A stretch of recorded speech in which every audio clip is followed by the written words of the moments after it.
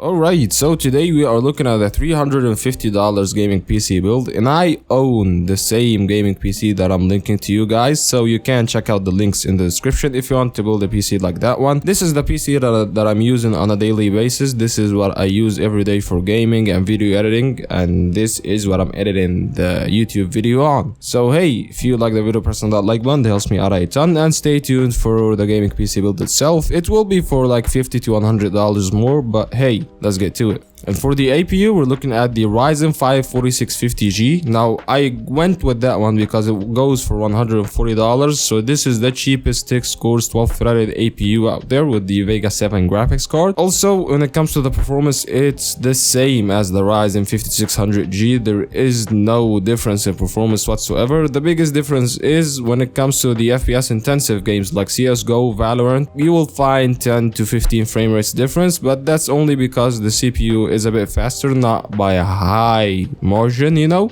But when it comes to the GPU power horse, if you want to play a game like God of War, Assassin's Creed or whatever, the performance would be the same, so it's not worth it to pay the extra $16. Now for the board, we have two options. We have the MSI A520M-A Pro, and this one goes for $70. This is compatible with the Ryzen 4000 Series G CPUs out of the box, so that's why we went with it, so you don't have to do any BIOS updating. Or you can go with the ASRock A520M-HDV, which is compatible with the Ryzen 4650G and the 5600G. Both boards have PCIe Gen 4. They have DDR4 2 RAM slots up to 32 gigs all the way up to like 5000 megahertz or something crazy as that. So it's got an M.2 slot for an M.2 SSD, of course. You cannot go wrong with it. You can upgrade all the way up to something like a Ryzen 7 5800X3D, which is an okay upgrade path. And as for the RAM, we're looking at two 8GB sticks with 3200 megahertz RAM, 16 gigs total. You can actually overclock it to 3600 megahertz RAM using the XMP profile. And please, when you build this PC, don't forget to turn on the XMP profile. And 16 gigs seems to be fine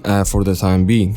And the SSD, we're looking at an M.2 SSD 512GB, or you can go with SATA. It depends on what your parts are compatible with, but you know, SATA SSD is compatible with everything. Having an SSD right now is a must because this is the time where you should get an SSD, and 512 gigs is more than enough for a lot of budget gamers out there, or the people who are only getting into gaming. So for under $40, this is a great deal in my opinion. And the power supply, we're looking at an EVGA 500W 80 plus power supply. This will power on our parts no problem, and it will give you the extra, you know, when you want to upgrade the GPU in the future or so, it will hold you fine in my opinion. Something like an RTX 3060, 3070, you'll have no problems in the future. And the case, we're looking at the Aerocool Cyclone case, or something that goes for under 45 bucks in my opinion, since this is a budget PC.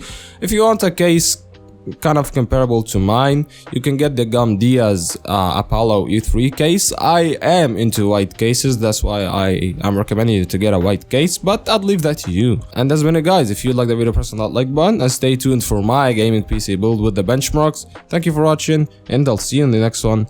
Peace.